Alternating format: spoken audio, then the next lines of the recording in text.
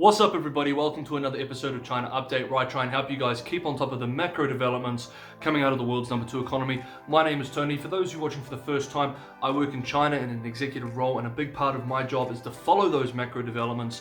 So if that is something that you're interested in as well, and if you want to be just as informed as my clients, maybe consider subscribing. Everyone else, it's good to see you. It's a crazy busy week just before Chinese New Year, or Spring Festival as it's called in other places of the world.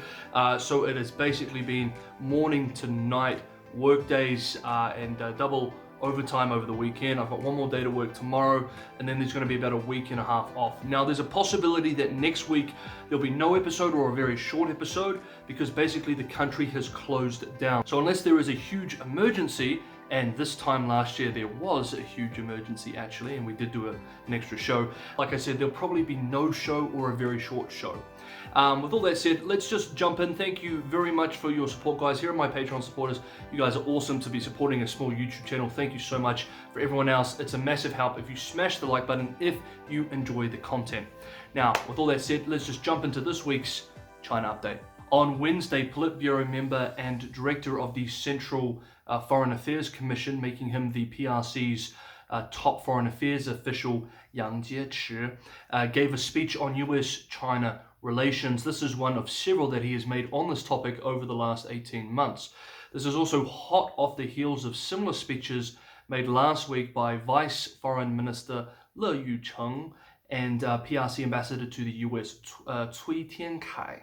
Yang Jiechi reinforced once again the "it's all America's fault" position, admitting no responsibility for the current state of China-US relations, a position that the PRC has taken with its bilateral relations with places like Australia, Canada, India, Japan, and others, as well as the situation in the South China Sea and the Taiwan Strait relationship. Quote, "For the past few years, the Trump administration adopting misguided policies against China, plunging the relationship into its most difficult period since the establishment of diplomatic ties. Some in the United States, sticking to Cold War thinking, perceived China as a threat. Their rhetoric and actions have interfered in China's internal affairs, undermined China's interests, and disrupted exchanges and mutually beneficial cooperation between the two sides." End quote. Former diplomat and Obama administration official Ryan Hass observed, quote, "The speech misfired on timing, tone, and content. If the goal of Yang's speech was to build US support for an improvement in overall relations, it missed the mark. Instead, the speech felt like it was more carefully calibrated for a Chinese audience than an American one." End quote. This week, Reuters reports that suspected PRC hackers exploited a flaw in software made by SolarWinds Corp to help break into the US government computers last year, a cybersecurity breach that US lawmakers have labeled as a national security emergency. Beijing has denied any involvement in the hack. This week, too, the Chicago Council of Foreign Affairs published polling on US foreign policy professionals and the American public views on China and China policy. The survey data found nearly all opinion leaders, including large minorities of Republicans, 97%, and Democrats, 91%, and independents, 93%, say the United States is, quote, "very or somewhat likely to make a major effort to counter the rise of China in the next 2 years. According to the polling, a majority of Americans, 55%, see the rise of China as a, quote, "critical threat," end quote, to the United States, with a further 40% viewing China as a, quote, "important but not critical threat," end quote, and with only 5% viewing China as not an important threat. The survey also found, quote, "majorities of opinion leaders across partisan lines support using US troops to defend Taiwan from Chinese invasion, while a majority of the American public opposes doing so, regardless of partisan affiliation," end quote. 41% of the overall American public are in favor versus 55% that would be opposed to US troops to defend Taiwan. In a statement this week, Biden's National Security Advisor Jake Sullivan expressed, quote, "The US must be prepared to act as well as impose costs for what China is doing in Xinjiang, what it's doing in Hong Kong, for the bellicosity and threats it is projecting towards Taiwan, end quote. Sutherland, however, did not give many details regarding how the US should act or impose these costs. This week, the UK Office of Communications announced that it had withdrawn the license for state-run English language media outlet CGTN, previously known as CCTV, to broadcast in the United Kingdom. Quote, in the UK, broadcasting laws made by Parliament state that broadcast licenses must have control over the licensed service, including editorial oversight over the programs they show. In addition, under these laws, license holders cannot be controlled by political bodies. Our investigation concluded that Star China Media Limited, the license holder for CGTN service, did not have editorial responsibility for CGTN's output. As such, SCML does not meet the legal requirement of having control over the licensed service and so is not a lawful broadcast licensee. End quote. Despite this decision being a clear application of an established law, and also that people in the UK can still view CGTN on its website and on various social media channels, including YouTube, Beijing will likely 1. View this as a political state action requiring a state response from the PRC, and 2. Use this development to tell a domestic audience, the domestic audience within the PRC, that the UK/West are hypocrites because they censor information too. This is already a popular narrative used by state media domestically, after all.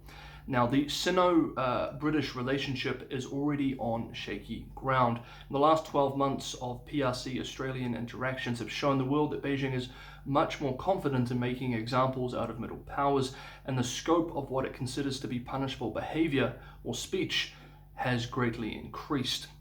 Recent denunciations from the UK vis-a-vis Hong Kong and Xinjiang policies, as well as changes to the British national passport for Hong Kongers, have not made the PRC government particularly happy.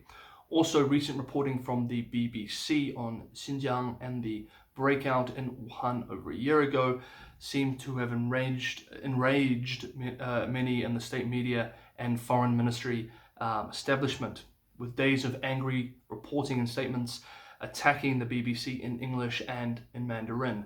Quote, the BBC broadcast a video that politicized the epidemic, repeatedly made claims criticizing China for covering up the epidemic, and hyped the virus originated in China.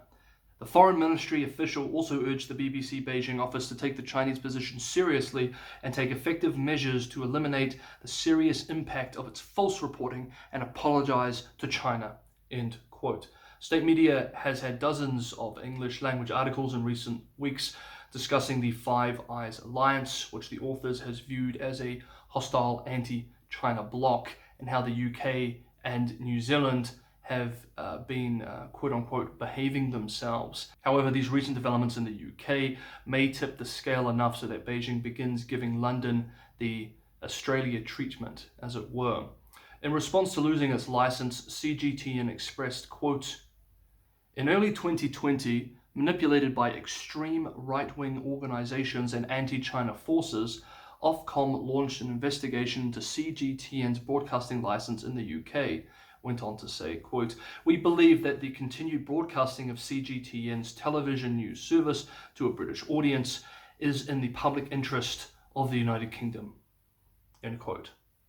State-run Xinhua reports that on Sunday, the People's Republic of China unveiled an action plan to guide the building of a, quote, high-standard market system, end quote, over the next 5 years.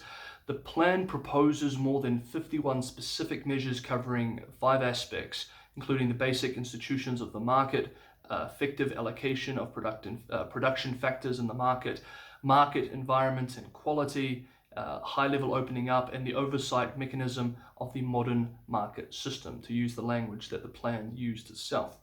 The PRC hopes to, quote, consolidate basic institutions of the market by comprehensively improving property rights protection, implementing the negative list system for market access, and making achievements in fair competition, end quote. The plan requires deep reform of the IP system too. This week, probably to supplement this plan that was released on Sunday, the publication 求是, or Seeking Truth, published a speech by General Secretary Xi Jinping. Quote, At present, China is changing from being a large country in introducing intellectual property rights to a large country in creating intellectual property rights. And the work of intellectual property rights is changing from pursuing quantity to improving quality. It is necessary to improve laws, regulations, policies, and measures related to intellectual property, anti-monopoly, and fair competition, and form a legitimate and powerful means of restriction.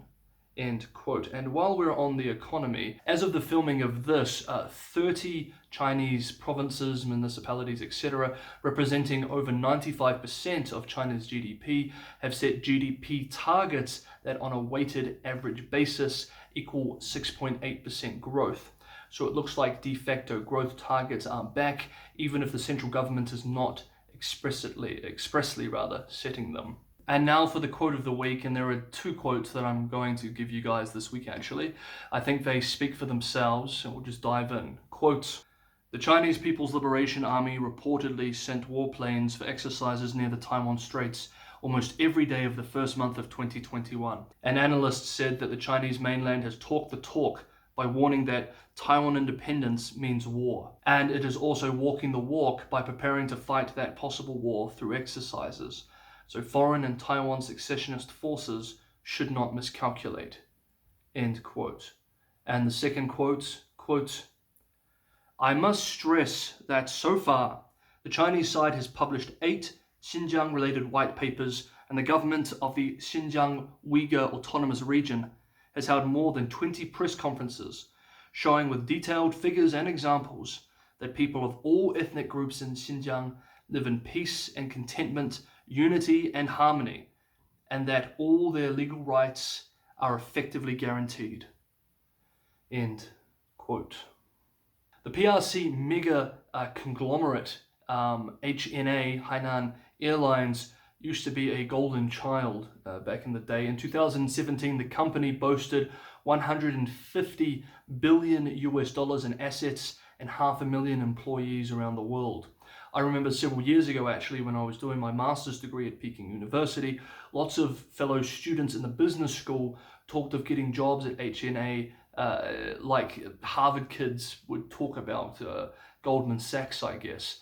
Well, how the mighty have fallen. Now the company is said to be $100 billion in debt and is going through bankruptcy restructuring. Private media outlet Taiwan Media reports this week that the government-appointed working team expects that as many as 500 companies linked to HNA Group Co. Limited are to go into bankruptcy restructuring. The team also found this week that there are about 2,300 companies backed by the conglomerate, 90% of which are shell companies. To make things worse, over the weekend it was reported that a total of 61.5 billion RMB, approximately $10 billion, has been embezzled by shareholders and other related parties.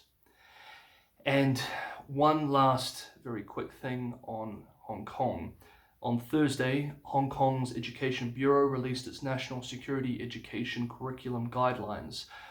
Under the new guidelines, teachers are required to warn primary and secondary school students as young as 6 years old against quote-unquote subversion and quote foreign interference, end quote.